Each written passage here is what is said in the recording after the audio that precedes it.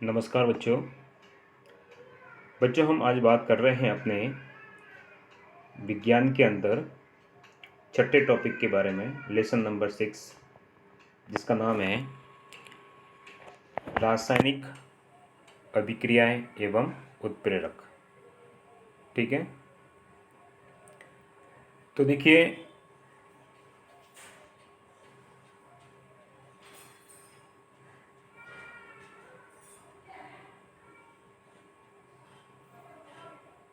रासायनिक अभिक्रियाएं और उत्प्रेरक क्या होते हैं। बच्चों, इसको पढ़ने से पहले हम दो प्रकार के परिवर्तनों के बारे में पढ़ते हैं जो पदार्थों में परिवर्तन होते हैं। बच्चों, पदार्थों में दो प्रकार के परिवर्तन होते हैं। एक परिवर्तन तो होता है भौतिक परिवर्तन और दूसरा परिवर्तन होता है रासायनिक, जो हम छोटी कक्षाओं में पढ़ के आए हैं। तो आपको समझ में आ गया होगा कि परिवर्तन कितने प्रकार के होते हैं। दो प्रकार के, एक तो भौतिक परिवर्तन और सेकंड है रासायनिक परिवर्तन। तो देखिए भौतिक परिवर्तन क्या होते हैं। तो भौतिक परिवर्तन वे होते हैं जो किसी पदार्थ के भौतिक गुणों में परिवर्तन करते हैं। पदार्थ के भौतिक गुणों में जो परिवर्तन होते हैं। अब आप कहोगे भौतिक गुण क्या होते हैं।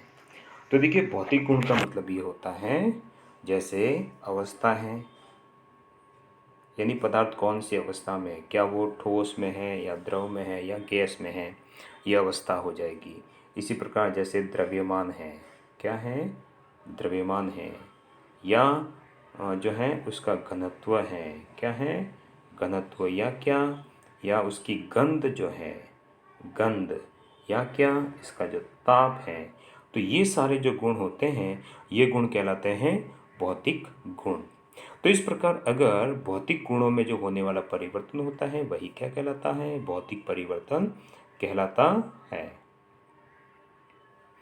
आगे देखिए, जैसे एक उदाहरण के बारे में हम बात कर रहे हैं यहाँ पे। तो देखिए बर्फ का जल में बदलना। अब आप समझ गए कि बर्फ जो होता है, बर्फ कौन सी अवस्था में होता है।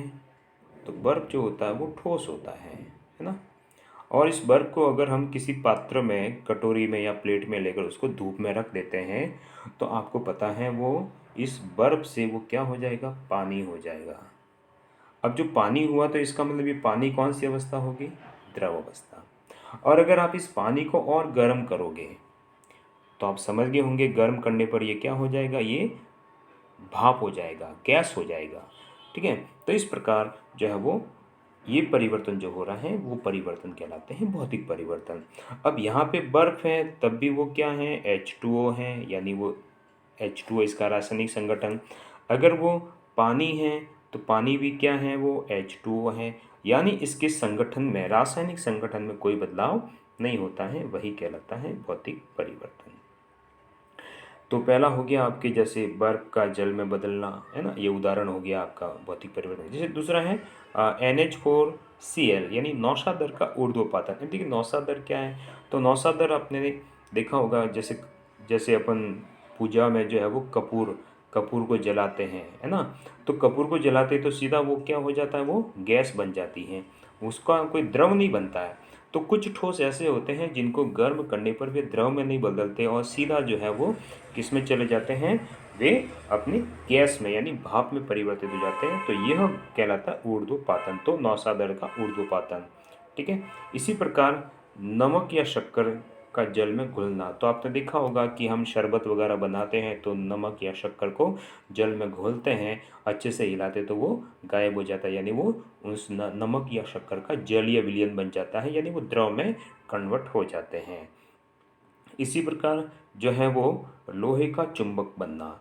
लोहे का क्या बनना, चुंबक। तो लोहा और चुंबक ये दोनों अलग अलग। देखिए लोहा और चुंबक, ठीक है। तो लोहे से चुंबक बनना भी किसके अंतर्गत आता है, भौतिक जो है परिवर्तन के अंदर आता है। ठीक है, चलते आगे। एक वापस देखिए यहाँ पे एक उदाहरण अच्छे से समझना इसको। जैसे ये है बर्फ, और बर्फ का जो रासायनिक संगठन होता है वो भी H2 होता है। बर्फ क्या है यहाँ पे, ठोस। अब इस ठोस को क्या किया है, गर्म। तो गर्म करने पर ये क्या बना, जल। और जल भी क्या है H2O, और जल अवस्था कौन सी हुई द्रव।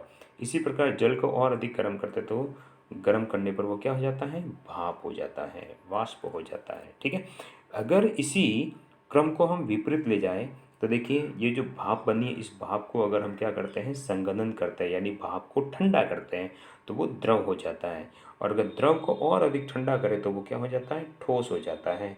तो इस प्रकार से हम पहले वाले पदार्थ को यानी जो ये देखिए पहला पदार्थ था बर्फ, बर्फ से क्या बना था लास्ट में भाप, और क्या तो इस भाप से वापस हम क्या कर सकते हैं बर्फ प्राप्त कर सकते हैं। यानी इसमें जो परिवर्तन होता है वो अस्थायी होता है। क्या होता है अस्थायी, यानी जो उत्पाद यानी जो अंतिम जो अवस्था आई है उसी अवस्था से हम पहले वाली अवस्था को प्राप्त कर सकते हैं, यानी पहले वाले पदार्थ को प्राप्त कर सकते हैं। चलते हैं भौतिक परिवर्तन के क्या क्या गुण हैं, ध्यान दीजिए। तो देखिए क्या गुण है, पदार्थ के भौतिक गुणों में परिवर्तन होता है, जैसे अवस्था है, रंग है, गंध है, घनत्व है, इनमें अगर कोई परिवर्तन होता है तो वही भौतिक परिवर्तन कहलाता है।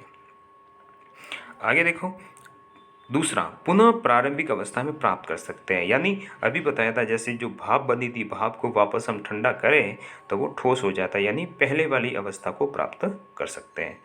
तीसरा देखिए अपने ये कैसा परिवर्तन अस्थायी परिवर्तन, क्योंकि इसमें हम पहले वाली अवस्था को प्राप्त कर सकते हैं तो ये अस्थायी परिवर्तन यानी ये परमानेंट नहीं है। ठीक है, और अगला है नए पदार्थ का निर्माण नहीं होता है, यानी देखिए यहाँ पे केवल क्या बदलते हैं, यहाँ पे केवल भौतिक गुण चेंज होते हैं, उसके रासायनिक गुणों में कोई बदलाव नहीं होता है, इसलिए नया पदार्थ किसी भी प्रकार से नहीं बनता है। अगर देखिए रासायनिक परिवर्तन, ये रासायनिक परिवर्तन क्या होते हैं, तो रासायनिक परिवर्तन जो होते हैं वे क्या हैं कि जो पदार्थों के जो रासायनिक गुण होते हैं यानी उसका जो संगठन होता है, यानी कोई पदार्थ किन किन तत्वों या परमाणुओं से मिलकर बना होता है, अगर उन तत्वों या परमाणुओं की जगह कोई दूसरे या तत्व या परमाणु जुड़ जाते हैं और एक नया पदार्थ बन जाता है तो वही कहलाता है रासायनिक परिवर्तन। ठीक है, तो रासायनिक परिवर्तन क्या हुआ कि पदार्थों के रासायनिक गुणों में या उनके रासायनिक संगठन में जो होने वाला परिवर्तन है वही कहलाता है रासायनिक परिवर्तन। जैसे देखिए दूध का दही में बदलना, अब यहाँ पे दूध अलग चीज़ है और दही अलग चीज़ है ना, तो दूध से दही हो गया, यानी यहाँ पे इनके जो रासायनिक संगठन जो था उसमें बदलाव हो गया है। कोयले का जलना, अब देखिए कोयला अलग पदार्थ है, कोयला जब जलता है ऑक्सीजन के साथ में जलता है तो वो क्या निकालता है धुआं निकलता है, कार्बन डाइऑक्साइड निकालता है, तो कार्बन डाइऑक्साइड अलग चीज़ है और कोयला कार्बन और ऑक्सीजन अलग चीज़ है, तो नए पदार्थ बनते हैं। यहाँ देखिए लोहे पे जंग लगना, तो लोहे पे जंग लगना, लोहा अलग चीज़ है और जंग अलग चीज़ हो गई, तो लोहे पर जो है वो पानी और नमी के संपर्क में आने पर वो जंग बनता है। इसी प्रकार पके हुए भोजन का दूषित होना, पका हुआ भोजन जो है वो खराब हो जाता है, विषैला हो जाता है, तो इसमें नए रासायनिक पदार्थ बन जाते हैं। ठीक इसी प्रकार जो है वो और भी जो है रासायनिक परिवर्तन के क्या उदाहरण हो सकते हैं, तो जैसे कि अपने शरीर के अंदर ही देख लो तो श्वसन क्रिया है, पाचन क्रिया है, उत्सर्जन है, ये की सारी जो प्रक्रियाएं होती है वो रासायनिक परिवर्तन के कारण ही होती है।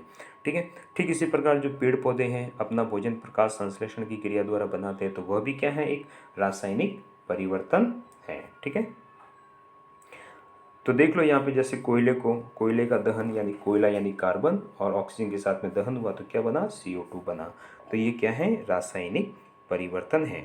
और बच्चों ये जो रासायनिक परिवर्तन होने की जो प्रक्रिया है यानी पदार्थों के अंदर जो रासायनिक परिवर्तन हो रहा है वे ही रासायनिक परिवर्तन की जो पूरी प्रक्रिया है वही तो कहलाती है रासायनिक अभिक्रिया। क्या कहलाती है रासायनिक अभिक्रिया कहलाती है। तो आप समझ गए होंगे कि रासायनिक परिवर्तन होने की जो प्रक्रिया है वही कहलाता है रासायनिक अभिक्रिया। अब देखिए रासायनिक परिवर्तन के क्या गुण हैं, तो देखिए रासायनिक परिवर्तन के क्या गुण है, पहला है नए पदार्थ का निर्माण होता है ना, जैसे कोयला और ऑक्सीजन क्रिया किया तो CO2 बनाइए, CO2 नया पदार्थ हो गया। ठीक है, इसका मतलब ये कैसा परिवर्तन, ये स्थायी है, यानी इस कार्बन डाइऑक्साइड से वापस हम कोयला और ऑक्सीजन अलग अलग नहीं कर पाते, तो ये स्थायी परिवर्तन हो गया। फिर देखिए नए पदार्थ के गुण प्रारंभिक पदार्थ से क्या होते हैं भिन्न होते हैं, यानी जो नया पदार्थ बनता है उसके गुण प्रारंभिक पदार्थ से बिल्कुल ही क्या होते हैं भिन्न होते हैं। और अंत में देखिए कि नए पदार्थ से पुनः प्रारंभिक पदार्थ प्राप्त नहीं कर सकते हैं। ठीक है, आगे देखिए रासायनिक समीकरण। अब देखिए ये रासायनिक समीकरण क्या होते हैं। तो जो रासायनिक परिवर्तन होता है तो उस रासायनिक परिवर्तन होने की प्रक्रिया को क्या कहते हैं, रासायनिक अभिक्रिया कहते हैं।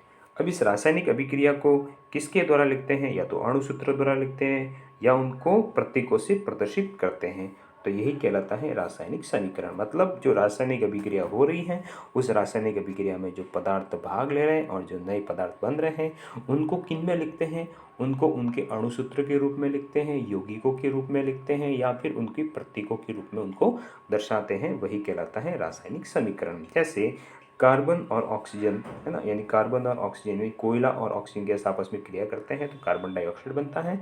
तो यहाँ पे कार्बन का प्रतीक क्या हुआ, C, और ऑक्सीजन का अणुसूत्र क्या हुआ, O2, और कार्बन डाइऑक्साइड का सूत्र क्या हुआ, CO2। तो इस रूप में जो लिखा जाएगा वही कहलाता है रासायनिक समीकरण। अब देखिए दो चीज़ें और पढ़ते हैं इस रासायनिक समीकरण में क्या है। एक तो होता है आपका क्रियाकारक या अभिकारक। ये क्रियाकारक या अभिकारक क्या है, तो यहाँ पे आप ध्यान दीजिए कि यहाँ पे देखिए ये C+O2 ये अलग चीज़ है और तीर के इस तरफ ये अलग चीज़ है। तो इसको मैं दो भागों में बांट देता हूँ। तो इधर वाला जो भाग है ना, लेफ्ट हैंड वाला, तो इसका मतलब ये आपके कहलाएगा क्रियाकारक या अभिकारक। यानी रासायनिक अभिक्रिया में जो भाग लेने वाले पदार्थ होते हैं वे ही आपके क्या कहलाते हैं, वे आपके कहलाते हैं क्रियाकारक या अभिकारक। और दूसरी ओर देखिए क्या बना है, CO2, यानी एक नया पदार्थ बना है। तो इस नए पदार्थ को यहाँ पे कहते हैं उत्पाद या क्रियाफल कह लेते हैं। तो आपने देखा कि यहाँ पे उत्पाद या क्रियाफल कौन बना है, CO2 बना है। तो ये CO2 ही यहाँ पे क्या है, उत्पाद है, क्रियाफल है, प्रोडक्ट है। ठीक है, थैंक यू।